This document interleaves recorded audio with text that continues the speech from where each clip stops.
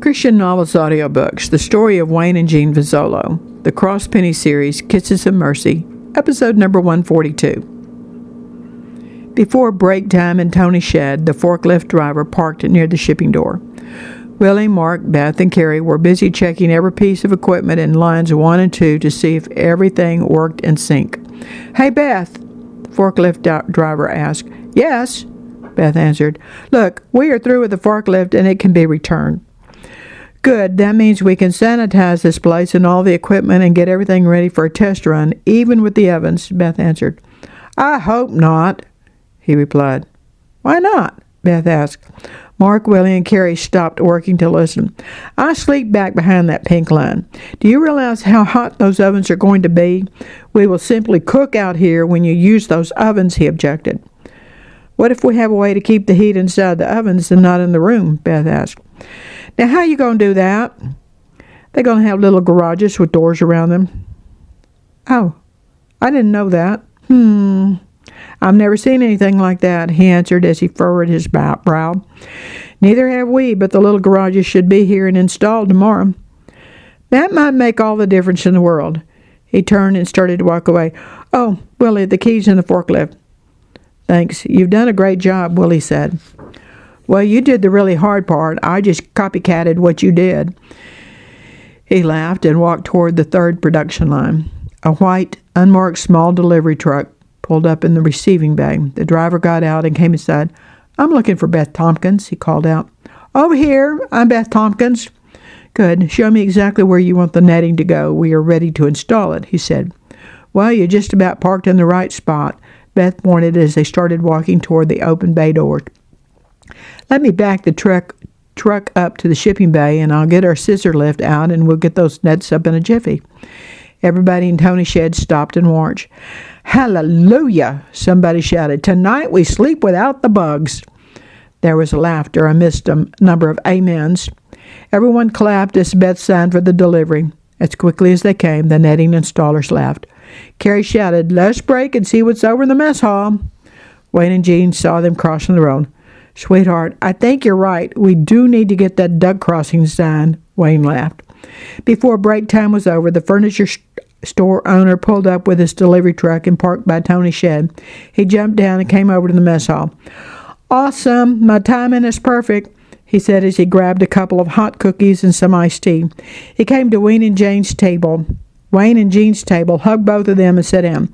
"I got some pretty things for you to go out in Tony's shed. Sorry I haven't been able to come out this week and help. One of my folks is on vacation, and another just had her baby, and I'm running around very short-handed. But I wanted to be the one to deliver these things. I figured I could nab some guys to unload the truck. Maybe after break time, Jean, you could tell me where you want us to put them?" he said. "Thanks for asking, but I really think Beth and Carrie need to have the final say. What do you think, Wayne?" "Sweetheart, I sit in a chair anywhere you put it and be perfectly happy as long as I can sit close to you." Wayne answered and leaned over, kissed her on the cheek, and winked at the former bunkhouse guy turned furniture store owner.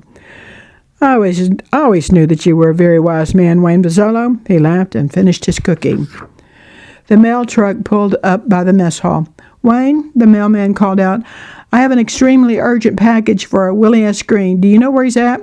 Wayne pointed to Willie sitting across from him. "Yep, right there." "Thanks. Mr. Green, I need you to sign for this, please." "Wayne, Jean, there's a bag of mail for you two, and I'll see you after a while with your regular mail. You can stuff that bag in your mailbox, and I'll get it." He handed a mail bag over to Wayne.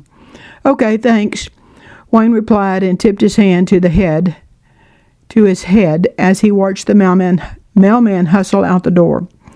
Soon break time was over, and the ducklings waddled back across the road. They unloaded the office and the break room furniture, then the delivery truck pulled out. Wayne and Jean went with Beth, Carrie, and Willie to inspect everything, including offices, break room, and production lines. Willie pointed to the forklift. "Wayne, she's ready to get back home." "Well, let me hook up a trailer and back my truck into the shipping bay," Willie replied. "Well, let me hook up a trailer and get my truck into the shipping bay," Wayne replied. As he and Jean walked to get the truck, Jean shook her head. "I simply cannot believe this." "Oh, just a second. I need to ask Beth something." Okay, sweetheart. I'll be back in a jiffy with the truck. Wayne replied and took the mailbag to the house and emptied it on the kitchen table. I am flabbergasted. Yeah, that's the right word. These are from our kids, and I got a feeling they all have checks in them. Wayne said aloud as he shook his head, got his keys. He walked out to the mailbox and stuffed the empty mailbox and put the flag up. Jean returned to Tony's shed and went over to Beth. Beth? Uh-huh. Beth turned around. Do you think we can have a test run on all these 3 lines tomorrow after the little garages with doors come in? I don't see why not. These guys are just about finished. We'll clean and disinfect after the forklift is gone. Mark said the fence guys will probably be totally finished this afternoon too, so if we pull everybody, we can split them up on different lines and fire up all the ovens. It would certainly be a great test to run through and a great thing for Carrie, Mark, and me to put it all together. And we could just see how many folks we really need out here for maximum efficiency. Sounds good. I would like to give each fella, including Woody, a pint-sized jar of the dried soup, so I thought I would pick up the jars when we return the forklift. Jean, remember how my landlord cut a fancy little circle of cloth and put it on top of your jar? Yes, that was a real nice touch. Well, Beth said, I would guess we could ask Trish to cut the circles. There's lots of fabric in that sewing room and a nice pair of pinking shears. I saw them. Now that would be really, really nice. Are you about ready to leave? Willie just started the forklift, so I guess they want to go just as soon as they get it loaded, Jean replied. That would be good. Let me grab my purse from my bedroom. You guys are incredible. Did you know about that furniture? We knew about it exactly the same time as you did, Jean laughed.